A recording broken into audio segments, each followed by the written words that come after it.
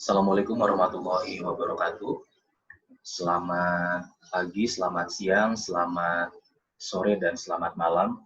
Saya yakin pasti Anda menonton video ini dengan kondisi waktu yang berbeda-beda ya. Bertemu lagi dengan saya Muhammad Nur Fahmi di mata kuliah Analisa Laporan Keuangan. Baik, pada video kali ini kita akan membahas chapter 1 untuk mata kuliah Analisa Laporan Keuangan, yaitu tentang dasar-dasar akuntansi, struktur laporan, laba rugi, dan neraca. Untuk dasar-dasar akuntansi, mungkin kita tidak akan terlalu banyak membahas detail ya, karena Anda sudah mempelajari mata kuliah akuntansi selama 2 semester. Kemudian untuk laporan laba rugi dan neraca, nanti pada akhir sesi video ini, saya akan coba menjelaskan perbedaan struktur laporan laba rugi dan neraca perusahaan dagang dan perusahaan jasa itu seperti apa. Karena sudah pasti berbeda strukturnya ya, laporan laba rugi dan neraca antara perusahaan dagang dan perusahaan jasa, seperti itu. Oke, jadi untuk dasar akuntansi sendiri sebetulnya ada 3 aktivitas yang sangat mendasar di dalam akuntansi ya. Yang pertama itu adalah melakukan proses identifikasi ya. Proses identifikasi di sini adalah kita melakukan identifikasi economic event. Economic event dalam hal ini yang dimaksud adalah transaksi yang terjadi dalam suatu korporasi ya. Nah, kemudian aktivitas yang kedua dilanjutkan dengan aktivitas recording atau mencatat. Jadi kita melakukan pencatatan atas seluruh event-event ekonomi dan transaksi yang terjadi dalam suatu periode tertentu. Dan yang terakhir adalah kita melakukan tahap komunikasi dengan mempersiapkan accounting reports. Karena accounting reports ini nanti akan digunakan oleh banyak pihak ya. Oleh perbankan sebagai kreditur, oleh pemegang saham sebagai investor, dan lain sebagainya. Ya. Dan proses akuntansi juga mencakup proses pembukuan atau bookkeeping. Ya. Nah, kemudian untuk pilar dasar akuntansi sebetulnya itu terdiri dari 4 pilar ya. Yang pertama itu kita bisa mengacu kepada SAK atau Standar Akuntansi Keuangan. Yang kedua kita bisa mengacu pada SAK-ETAP atau entitas tanpa akuntabilitas publik. Yang ketiga kita bisa mengacu pada standar akuntansi syariah, dan yang terakhir kita juga bisa mengacu pada standar akuntansi pemerintahan.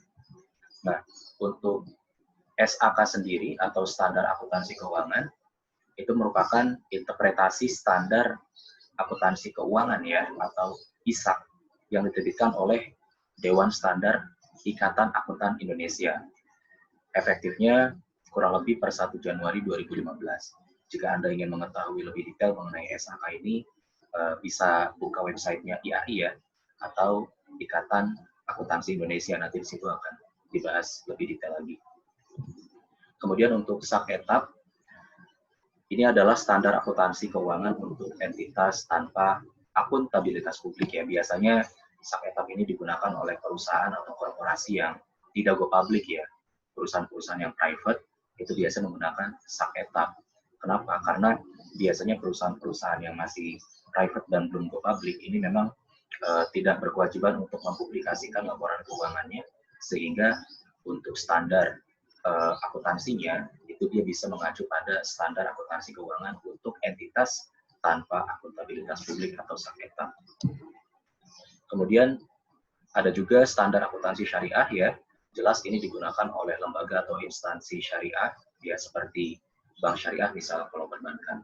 Nah, kemudian terakhir itu standar akuntansi pemerintahan. Jelas ini digunakan oleh lembaga-lembaga pemerintah ya dalam menyusun laporan keuangan pemerintah. Biasanya digunakan oleh LKPP dan LKPD. Nah, kemudian untuk laporan keuangan sendiri, seperti yang sudah kita bahas sebelumnya ya, itu terdiri dari 5 bagian ya. Yang pertama itu dalam laporan keuangan pasti yang akan kita temui adalah balance sheet atau neraca ya, laporan posisi keuangan. Yang kedua kita akan menemui laporan laba rugi ya atau income statement. Yang ketiga, kita akan menemukan laporan arus kas. Yang keempat, kita akan menemukan laporan perubahan modal. Dan yang kelima, dalam laporan keuangan ini kita akan menemukan catatan atas laporan keuangan atau CLK. Ya, jadi neraca itu bicara mengenai laporan posisi keuangan yang bersifat going concern, ya. Kemudian laporan laba rugi ini mencatat kinerja sebuah korporasi atau perusahaan dalam periode tertentu, ya, di mana setiap berganti tahun akan dimulai dari nol lagi. Kemudian arus kas di sini adalah berbicara mengenai cash movement, ya, atau pergerakan uang, pergerakan kas dalam suatu korporasi pada satu periode tertentu, di mana di dalamnya itu terdapat 3 aktivitas, ya, ada aktivitas operasi, aktivitas investasi, dan aktivitas pendanaan. Nanti kita akan belajar lebih detail pada chapter selanjutnya. Kemudian untuk laporan perubahan modal atau laporan perubahan ekuitas, ini berisikan tentang sejauh mana perubahan ekuitas yang terjadi yang disebabkan oleh besarnya laba ditahan yang masuk ke dalam neraca. Nah, terakhir adalah catatan laporan keuangan. Catatan laporan keuangan di sini berbicara tentang rincian atau breakdown dari setiap akun yang ada di laporan keuangan suatu korporasi. Seperti itu. Nah, untuk laporan posisi keuangan atau neraca, jadi laporan posisi keuangan ini memperlihatkan posisi keuangan perusahaan, ya, pada satu waktu tertentu, di mana persamaannya itu aset sama dengan liabilitas ditambah ekuitas. Jadi neraca ini terdiri dari 2 sisi, ya. Kita sedikit flashback ke mata kuliah akuntansi, ada sisi aktiva sebelah kiri dan sisi pasiva sebelah kanan, di mana di sisi aktiva itu terdiri dari aset, dan aset ini terdiri dari aset lancar dan aset tidak lancar, ya. Nah, kemudian di sisi pasiva itu ada liabilitas dan ekuitas. Liabilitas sendiri terdiri dari liabilitas jangka pendek dan liabilitas jangka panjang, ya. Kemudian untuk ekuitasnya itu terdiri dari modal disetor, ya, saldo laba yang terdiri dari laba ditahan, dan juga AOC. AOC ini adalah accumulated other comprehensive income. Begitu, ya. Dan seperti yang sudah kita ketahui bersama bahwa prinsip dasar akuntansi, total aset itu sama dengan liabilitas ditambah ekuitas. Jadi harus balance nilainya, tidak boleh ada selisih, ya. Dan seperti yang sudah saya tekankan pada pertemuan sebelumnya, yang namanya neraca ini sifatnya going concern, ya. Going concern selalu terakumulasi nilainya dari pertama kali suatu korporasi itu berdiri sampai dengan detik ini.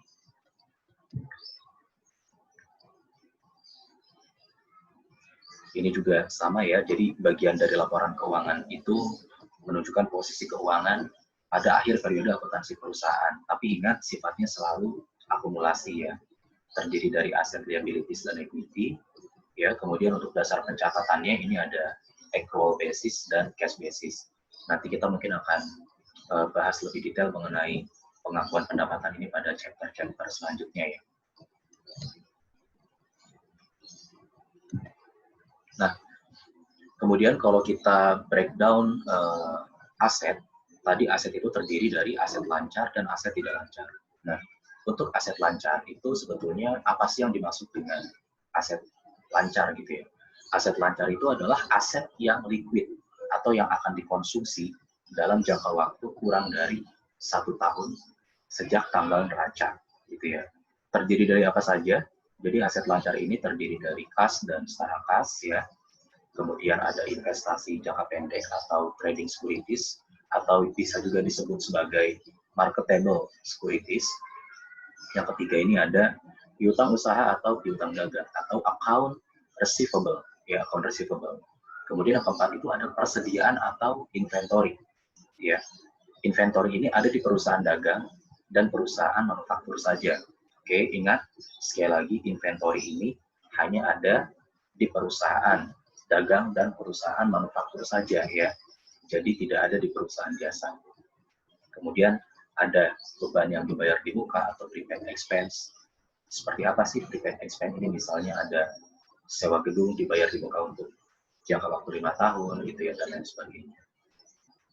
Nah, kemudian untuk aset tidak lancar atau aset tetap itu apa?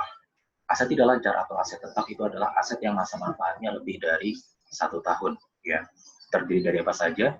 Yang pertama tentu terdiri dari fixed asset atau aset tetap, ya. Biasanya ini berbentuk tanah, bangunan, kendaraan, mesin, peralatan, dan lain-lain, ya. Kemudian bisa juga berbentuk investasi jangka panjang. Contohnya, suatu korporasi misalnya melakukan penyertaan modal di perusahaan atau korporasi lain. Nah, itu juga menjadi bagian dari aset tetap atau aset tidak lancar. Yang ketiga adalah aset tak berwujud atau intangible asset. Contohnya apa? Ada goodwill, ya, hak paten, lisensi, hak waralaba, dan lain sebagainya. Nah, tadi dari sisi aktiva sudah ya, aset. Nah, sekarang kita ke sisi pasiva, liabilitas. Nah, yang pertama kita akan bahas mengenai liabilitas jangka pendek dulu. Jadi apa sih yang dimaksud dengan liabilitas jangka pendek atau liabilitas lancar gitu ya? Liabilitas jangka pendek atau liabilitas lancar ini merupakan kewajiban atau utang yang akan jatuh tempo kurang dari 1 tahun sejak tanggal balance sheet, sejak tanggal neraca gitu ya. Terdiri dari apa saja? Terdiri dari utang usaha atau utang dagang, ya, utang pajak, kemudian beban yang harus masih dibayar, kemudian pendapatan yang diterima di muka atau unearned revenue, ya. Jadi unearned revenue ini adalah uang dari pembeli, ya, sudah diterima, namun kita belum menyerahkan barang atau jasanya kepada perusahaan tersebut. Nah, kemudian ada juga utang dividen, ya, kalau memang korporasi tersebut sudah go public dan wajib membayarkan dividen kepada pemegang saham. Nah, biasanya utang dividen ini ketika dibayarkan itu bisa dibayarkan dalam 2 bentuk, ya. Bisa dibayarkan dalam bentuk dividen tunai atau bisa juga dibayarkan dalam bentuk dividen saham. Nah, kemudian kita move ke liabilitas jangka panjang, ya, atau liabilitas tidak lancar.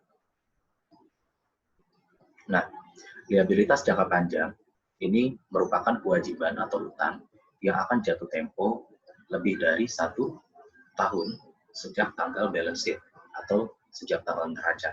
Jadi patokan antara lancar tidak lancar itu patokannya 1 tahun, ya. Nah, terdiri dari apa saja sih liabilitas jangka panjang ini? Yang pertama tentu ada bank loans, ya, atau utang bank jangka panjang. Kemudian ada juga utang sewa pembiayaan atau finance lease. Kemudian bisa juga dalam bentuk utang imbalan kerja jangka panjang atau utang obligasi. Nah, utang obligasi sendiri biasanya breakdown-nya itu ada beberapa bagian, ya. Biasanya untuk utang obligasi ini ada utang obligasi yang senior, ada utang obligasi yang subordinasi, ada juga utang medium term notes, ya, tergantung korporasi itu menerbitkan surat berharga utangnya dalam bentuk apa. Karena ketika suatu korporasi itu akan menerbitkan surat utang, itu biasanya ada 3 opsinya. Yang pertama itu menerbitkan obligasi senior, yang kedua itu menerbitkan obligasi subordinasi, dan yang ketiga itu adalah menerbitkan medium term notes, ya. Seperti itu. Nah, kemudian untuk ekuitas sendiri sebetulnya kalau kita bicara suatu korporasi secara umum, ya, itu ada 4 bagian pada ekuitas. Yang pertama itu adalah modal disetor dan tambahan modal disetor, ya. Tapi ini hanya ada pada perusahaan yang sudah go public saja. Kemudian yang kedua itu ada saldo laba atau laba ditahan, return earning, ya. Return earning ini biasanya nanti akan terdiri dari 2 bagian, yaitu adalah return earning yang sudah diperuntukkan penggunaannya dan return earning yang belum diperuntukkan penggunaannya. Kemudian dalam ekuitas juga ada accumulated other comprehensive income atau AOCI, ya, seperti yang tadi di slide pertama sudah saya sebutkan. Dan yang keempat itu adalah saham yang diperoleh kembali atau treasury stock. Tapi treasury stock ini tidak akan kita temui jika suatu korporasi itu belum melakukan buyback saham yang ada di pasar ya. Jadi treasury stock ini hanya akan kita temui pada neraca suatu korporasi yang memang sudah pernah melakukan buyback saham yang sudah floating di market, seperti itu. Nah, kemudian kalau kita bicara modal depository yang ada pada ekuitas neraca suatu korporasi, itu biasanya saham yang ada pada modal depository itu terdiri dari dua jenis. Yang pertama itu adalah saham biasa, yang kedua itu saham preference, karena ketika modal itu disetorkan itu dianggap sebagai saham oleh suatu korporasi ya. Untuk saham biasa dan saham preference itu perbedaannya seperti apa? Nah, untuk saham biasa itu jika kita lihat dari sisi hak suara, saham biasa itu dia punya hak suara dalam rapat umum pemegang saham. Sedangkan saham preference itu tidak mempunyai hak suara dalam rapat umum pemegang saham. Dari sisi likuiditas, saham biasa ini lebih liquid ya, sedangkan saham preference itu tidak liquid.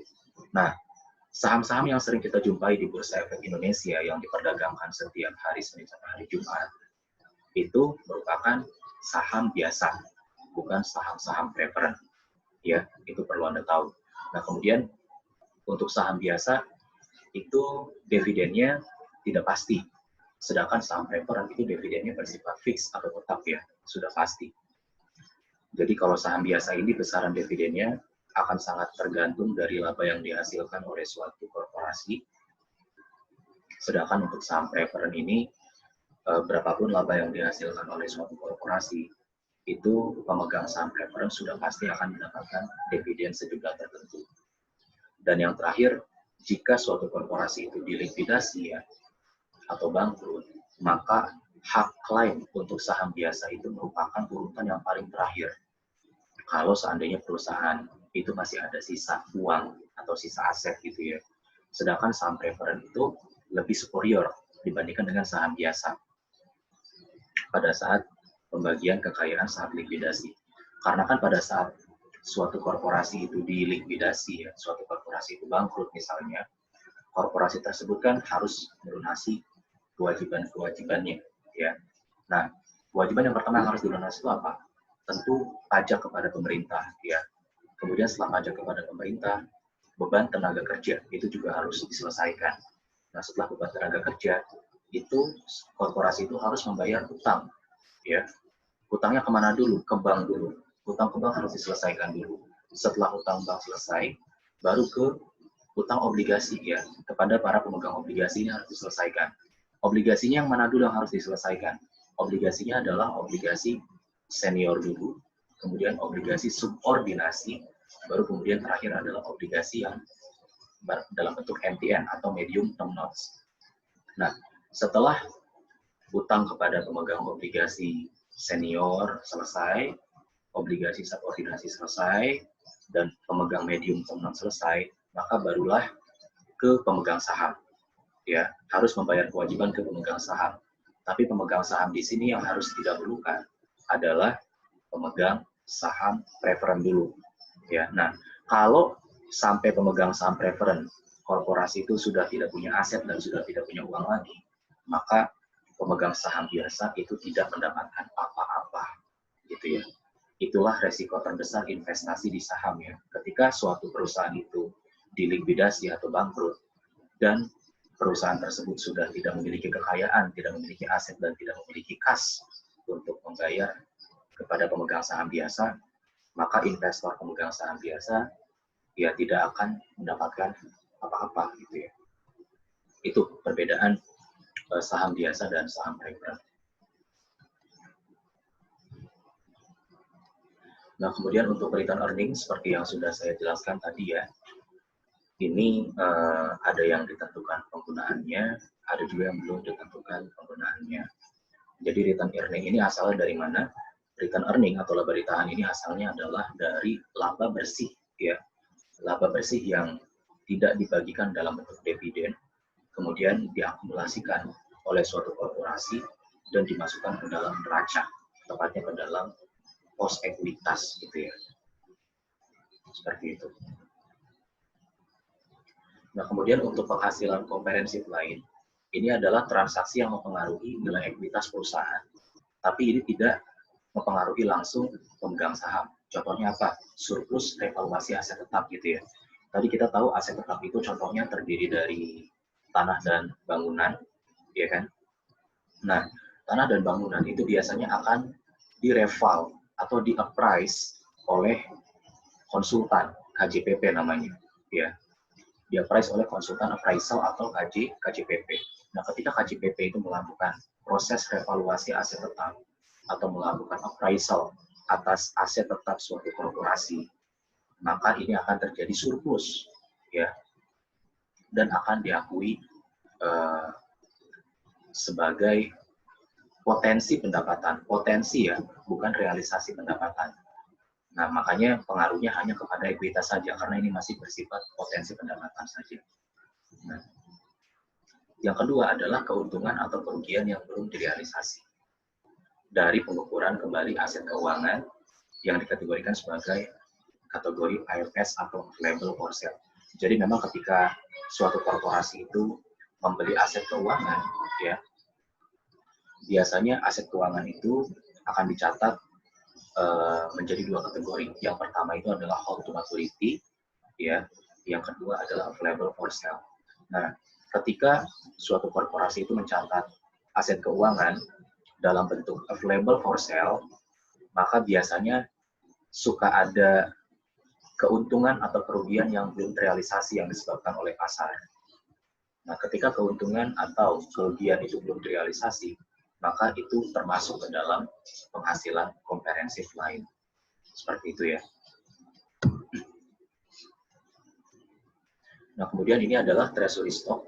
Jadi treasury stock ini adalah saham perusahaan yang dibeli kembali atau di buyback oleh penerbitnya dari peredaran ya. Jadi ini akan mengurangi outstanding di pasar nantinya. Alasannya apa sih suatu korporasi itu melakukan buyback? Alasannya yang pertama itu untuk menaikkan harga pasar saham ya. Karena dengan melakukan buyback otomatis supply sahamnya di pasar akan berkurang. Kalau supply di pasarnya berkurang semakin sedikit ya, otomatis kan itu akan mempengaruhi harga pasarnya gitu ya, akan menaikkan harga pasarnya. Yang kedua, itu tujuannya adalah untuk dijual kembali ke karyawan perusahaan, itu bisa saja ya. Yang ketiga, itu dibagikan sebagai dividen kepada pemegang saham. Yaitu treasury stock. Nah, kemudian untuk laba rugi, ini, jadi tadi kalau neraca itu memperlihatkan posisi laporan keuangan ya. Nah, sedangkan kalau laba rugi ini adalah memperlihatkan kinerja keuangan suatu korporasi untuk periode tertentu ya. Bisa 3 bulan, 6 bulan, atau satu tahun. Rumus sederhananya sangat simpel ya. Jadi penghasilan dikurang beban, maka akan mendapatkan laba rugi bersih gitu ya. Jadi laba rugi ini paling atas itu diawali oleh pendapatan, ya, kemudian dikurangi beban-beban, ada beban operasional, ya, beban GA expense, ya, beban keuangan dan lain sebagainya. Kemudian nanti dikurang beban bunga, beban pajak, gitu ya, sampai akhirnya dapat laba atau rugi bersih dalam satu periode tertentu. Ya. Jadi saya berharap teman-teman di sini sudah bisa memahami ya struktur laporan laba rugi, dan teman-teman juga harus hafal urutannya dari atas sampai bawah ya, yang diawali dengan pendapatan, beban-beban gitu ya, sampai dengan mendapatkan laba bersih. Nanti ini rinciannya bisa dibaca aja. Ya. Nah, jadi ini adalah struktur laporan laba rugi untuk perusahaan dagang ya. Jadi untuk perusahaan dagang ini diawali dari sales atau revenue ya, kemudian dikurangi oleh COGS. COGS itu adalah beban pokok penjualan, sehingga nanti akan diperoleh gross profit ya, akan diperoleh gross profit. Kemudian gross profit ini dikurangi lagi dengan beban-beban operasional ya, maka akan kita peroleh yang namanya laba operasional. Nah, laba operasional ini nanti akan dikurangi lagi dengan beban bunga, beban pajak gitu ya, sehingga kita pada akhirnya akan memperoleh net income atau net loss gitu ya, kalau memang perusahaannya rugi. Dan yang perlu saya highlight di sini adalah COGS itu ya, atau beban pokok penjualan itu tidak akan kita temui di perusahaan jasa. Ya, tidak akan kita temui di perusahaan jasa, tapi hanya ada di perusahaan dagang. Nah, sekarang mungkin kita akan coba membahas ya, bagaimana perbedaan struktur neraca dan laporan laba rugi perusahaan dagang dan perusahaan jasa. Kita mulai dari perusahaan dagang dulu.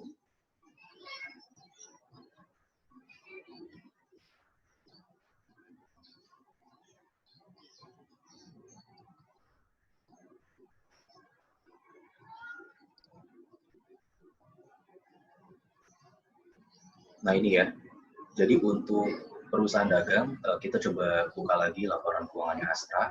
Untuk neracanya itu, strukturnya seperti yang tadi saya sudah jelaskan ya. Untuk asetnya terdiri dari aset lancar, ya. Kemudian ada aset tidak lancar atau aset tetap. Aset lancar ditambah aset tidak lancar ini, maka kita akan memperoleh yang namanya total aset. Ya. Kemudian untuk liabilitiesnya itu terdiri dari liabilitas lancar atau liabilitas jangka pendek ya, dan liabilitas jangka panjang atau liabilitas tidak lancar. Ya. Nah, liabilitas jangka pendek ditambah liabilitas jangka panjang, ini kita akan memperoleh jumlah liabilitas. Untuk ekuitasnya tadi terdiri dari modal desetor ya, modal saham, tambahan modal desetor, dan ada juga komponen saldo laba. Nah, saldo laba di sini seperti yang tadi saya sudah jelaskan terdiri dari dua bagian ya. Ada yang sudah ditentukan penggunaannya atau appropriate ya, dan ada yang belum ditentukan penggunaannya atau unappropriate. Seperti itu. Jadi untuk struktur neraca perusahaan dagang ini sesuai seperti apa yang sudah saya jelaskan tadi ya. Nah, kemudian untuk struktur laba ruginya ini juga sama ya, seperti yang sudah tadi saya jelaskan. Diawali dari pendapatan bersih, oke. Pendapatan bersih ya, dikurangi oleh beban pokok pendapatan atau COGS ya. Kita peroleh laba bruto ya. Kemudian laba bruto ini dikurangi oleh beban-beban ya, beban operasional, beban keuangan, beban bunga ya, sehingga kita akan peroleh yang namanya laba sebelum pajak atau earning before tax. Nah, earning before tax ini kita kurangi lagi dengan pajak penghasilan ya, maka kita akan memperoleh laba periode berjalan. Seperti itu ya. Tolong untuk struktur neraca dan laba rugi perusahaan dagang ini, saya harap Anda bisa hafal dan bisa paham. Ya, tidak hanya hafal tapi juga paham setiap akunnya, gitu ya. Nah, ini adalah untuk struktur neraca dan laba rugi perusahaan dagang. Nah, sekarang bagaimana dengan perusahaan jasa? Nah, perusahaan jasa di sini saya akan coba tampilkan salah satu contoh neraca dan laporan laba rugi perbankan ya, karena perbankan itu merupakan salah satu perusahaan jasa.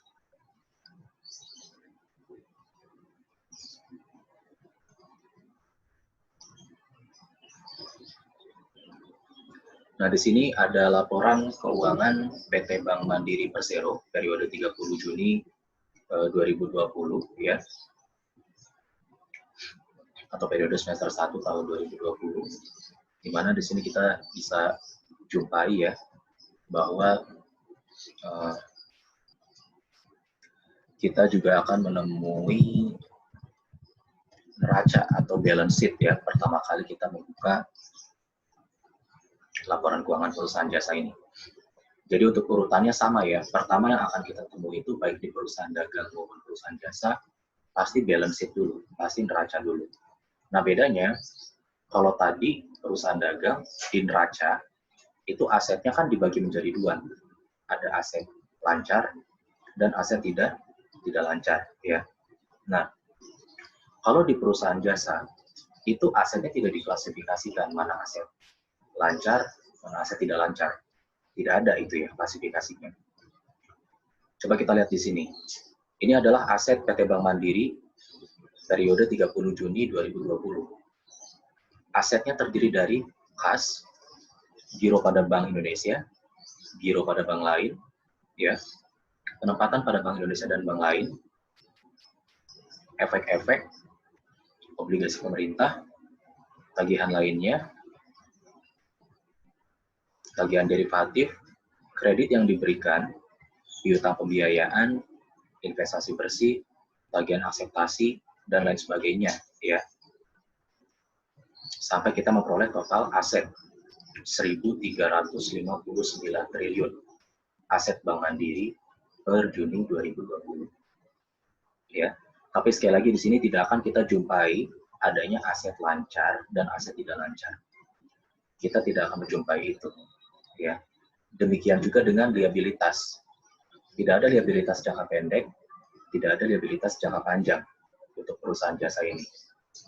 Terutama perbankan, ya.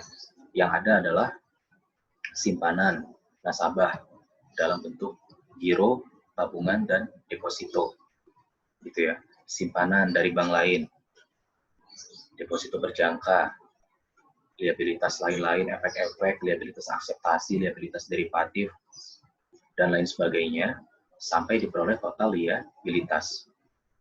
Ya, jadi sekali lagi tidak akan kita temui, tidak akan kita temui mana liabilitas jangka pendek, mana liabilitas jangka panjang.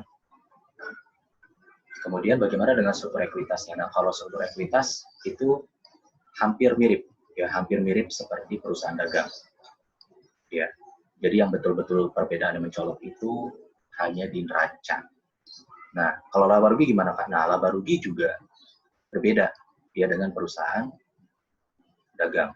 Nah, di laba rugi perusahaan jasa, terutama perbankan, kita tidak akan menemui adanya COGS, ya, atau cost of goods sold, seperti yang kita temui pada perusahaan dagang.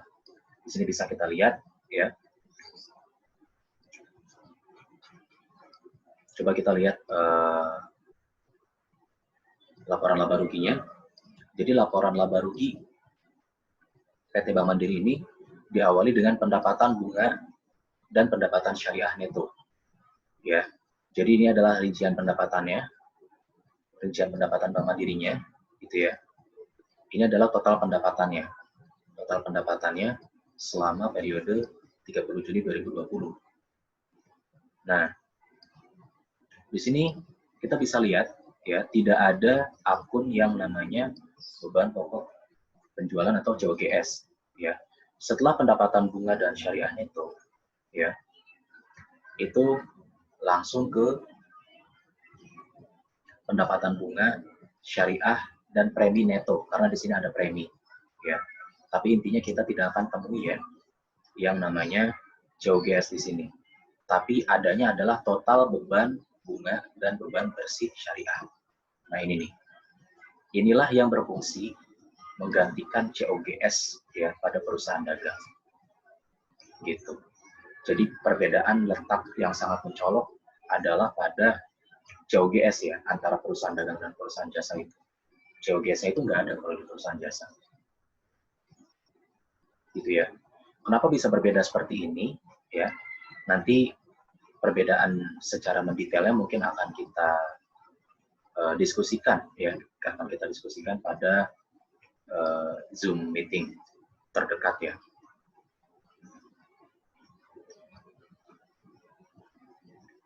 Oke, saya kira video untuk chapter yang pertama ini cukup. Jika nanti ada yang ingin didiskusikan atau ada yang ingin ditanyakan, silakan, ya, nanti kita akan coba arrange Zoom meeting pada pertemuan terdekat. Terima kasih. Wabillahi taufiq wal hidayah. Wassalamualaikum warahmatullahi wabarakatuh.